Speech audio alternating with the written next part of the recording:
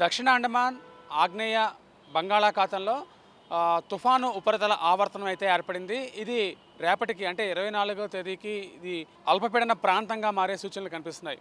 తదుపరి 24 గంటల్లో ఇది మరింత బలపడే విధంగా రూపుదిద్దుకుంటుందని వాతావరణ శాఖ అధికారులు అయితే తెలియజేస్తున్న పరిస్థితి ఉంది. మరోవైపు దక్షిణ ఇంటీరియర్ కర్ణాటకపై ఉన్న అల్పపీడన ప్రాంతం ఏదైతే ఉందో అది ఆగ్నేయ అరేబియా సముద్రం వైపు పయనిస్తున్న నేపథ్యంలో ముఖ్యంగా వీటన్నిటి ప్రభావం వల్ల ఇటు తమిళనాడు, ఆంధ్రప్రదేశ్, తెలంగాణ, పాండిచ్చేరిలో రాబోయే వారం రోజుల పాటు కూడా భారీ వర్షాలు నమోదవుతాయని తెలుస్తుంది. ముఖ్యంగా ఈ అన్ని రాష్ట్రాల్లో కూడా విస్తారంగా వర్షాలు ఒక మధ్యస్థం నుంచి విస్తారంగా వర్షాలు అయితే కురుస్తాయని చెప్తున్నారు.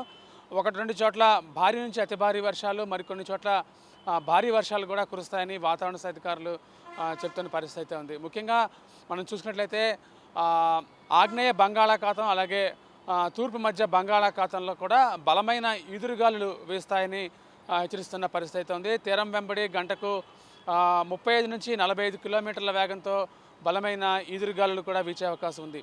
ముఖ్యంగా రాబోయే వారం రోజులకు సరిపడా వర్షాలు ఏ విధంగా ఉంటాయో కూడా వాతావరణ శాఖ అధికారులు విపులంగా చెప్పడం జరిగింది. ముఖ్యంగా ఈ నెల 24, 25 తేదీల్లో అయితే ఆంధ్రప్రదేశ్లో కొన్ని చోట్ల భారీ వర్షాలు నమోదవుతాయి. అలాగే 27, 28 తేదీల్లో కూడా భారీ వర్షాలు ఉంటాయని చెప్తున్నారు. అలాగే 26 నుంచి 2 రోజుల పాటు తెలంగాణ అలాగే తమిళనాడులో కూడా భారీ వర్షాలు నమోదవుతాయని తెలియజేస్తున్నారు. ముఖ్యంగా ఏదైతే ఈ దక్షిణ కోస్తా జిల్లాలపై కూడా దీని ప్రభావం ఎక్కువగా ఉన్న నేపథ్యంలో ప్రభుత్వం కొంత అప్రమత్తం కావాల్సిన అవసరం అయితే ఉంది. అలాగే తమిళనాడులో కూడా విస్తారంగా వర్షాలు కురుస్తున్న నేపథ్యంలో అక్కడ యంత్రాంగం కూడా పూర్తిగా సన్నద్ధంగా ఉన్నట్లుగా తెలుస్తుంది.